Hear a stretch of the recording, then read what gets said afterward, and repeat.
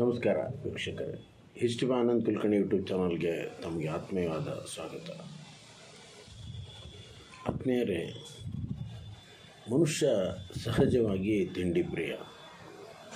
ಅದರಾಗಿ ವಿಶೇಷವಾಗಿ ಸಿಹಿ ಅಂದರೆ ಎಲ್ಲರಿಗೂ ಇಷ್ಟವಾದಂಥದ್ದು. ಹೀಗಾಗಿ ಇವತ್ತಿನ ದಿನಮಾನಗಳಲ್ಲಿ ಮನೆಯಲ್ಲಿ ಸಿಹಿ ತಿಂಡಿ ಮಾಡಿ ತಿನ್ನೋದಕ್ಕಿಂತ ಬೇಕರಿಗಳಿಗೆ ಮೊರೆ ಹೋಗುವುದು ಸಾಮಾನ್ಯವಾಗಿ ಕಂಡುಬರ್ತದೆ. ಈ ಬೇಕರಿಗಳಲ್ಲಿ 3 ಪ್ರಕಾರದ್ದಿದ್ದಾವೆ. ಒಂದು ಶ್ರೀಮಂತರ ಬೇಕರಿಗಳು, ಮಧ್ಯಮ ವರ್ಗದ ಬೇಕರಿಗಳು, ಇನ್ನು ಜನಸಾಮಾನ್ಯರ ಬೇಕರಿ ಯಾವುದಂತೀರ ಬನ್ನಿ. ನಮ್ಮ ವಿಜಯಪುರದ ಶಾಸ್ತ್ರಿ ಮಾರ್ಕೆಟದ ಹತ್ತಿರ ಉತ್ತರ ದಿಕ್ಕಿಗೆ ಏನು ಜೈನ ಮಂದಿರ ಇದೆ, ಆ ಜೈನ ಮಂದಿರ ಎದುರಿಗೆ ಇರುವಂತಹ ಜನಸಾಮಾನ್ಯರ ಬೇಕರಿ ಎಂದೇ ಕರೆಸಿಕೊಳ್ಳುವ ಈ ಗಾಡಿ ಮಿಠಾಯಿಗಳ ಬಗ್ಗೆ ಮಾಹಿತಿ ತಿಳ್ಕೊಳ್ಳೋಣ ಬನ್ನಿ. ಜನಸಾಮಾನ್ಯರು ಇವತ್ತು ಸಿಹಿ ತಿಂಡಿಗಾಗಿ ಆ ಪ್ರದೇಶದಲ್ಲಿ ಸಾಕಷ್ಟು ಜನ ಬಂದು ಆ ಸಿಹಿ ತಿಂಡಿಗಳನ್ನು, ಖಾರ ತಿಂಡಿಗಳನ್ನು ಖರೀದಿ ಮಾಡ್ತಾರೆ.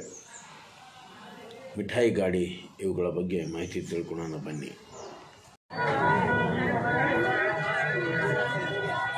ವಿಜಯಪುರದ ಶಾಸ್ತ್ರಿ ಮಾರ್ಕೆಟು ಸಮೀಪ ಜೈನಗುಡಿ ಎದುರಿಗೆ ನಾವು ಜನಸಾಮಾನ್ಯರ ಬೇಕರಿಯನ್ನು ನೋಡ್ತೇವೆ.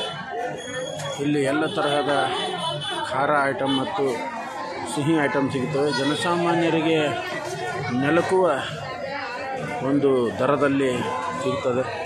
ವಿಶೇಷವಾಗಿ ರವಿವಾರ ಈ ಭಾಗದಲ್ಲಿ ನಾವು ಬಂದರೆ ಈ ಜನಸಾಮಾನ್ಯರ ಬೇಕರಿ ಅಂದರೆ ಒಟ್ಟು ಗಾಡಿಯಲ್ಲಿ ಸ್ವೀಟ್ ಮಾರ್ಟ್ ಮತ್ತು ಖಾರ ಐಟಮ್ಗಳನ್ನು ಮಾರುವಂಥ ಸ್ಥಳವನ್ನು ನೋಡ್ತೇವೆ. ಹಳ್ಳಿಯ ಜನ, ಮಧ್ಯಮ ವರ್ಗದವರಿಗೆ ಹೇಳಿ ಮಾಡಿಸಿದಂತಹ ಒಂದು ಸಂಚಾರಿ ಬೇಕರಿ ಅಂದರೆ ಈ ಗಾಡಿಯಲ್ಲಿ ಮಾರುತ್ತಿರುವಂತಹ ಸ್ವೀಟ್ ಐಟಮ್ಸ್. ಕೇವಲ 40 ಅಥವಾ 50 ರೂಪಾಯಿದಲ್ಲಿ ಪಾವು ಕಿಲೋ ಮಟ್ಟಕ್ಕೆ ಖಾರ ಸಿಹಿ ಸಿಗುವಂಥ ಸ್ಥಳ. ನಾವು ಒಂದು ವೇಳೆ ದೊಡ್ಡ ಬೇಕರಿಗೆ ಹೋದರೆ ಇದರ 2 ಪಟ್ಟು ಹಣವನ್ನು ಕೊಡಬೇಕಾಗ್ತದೆ.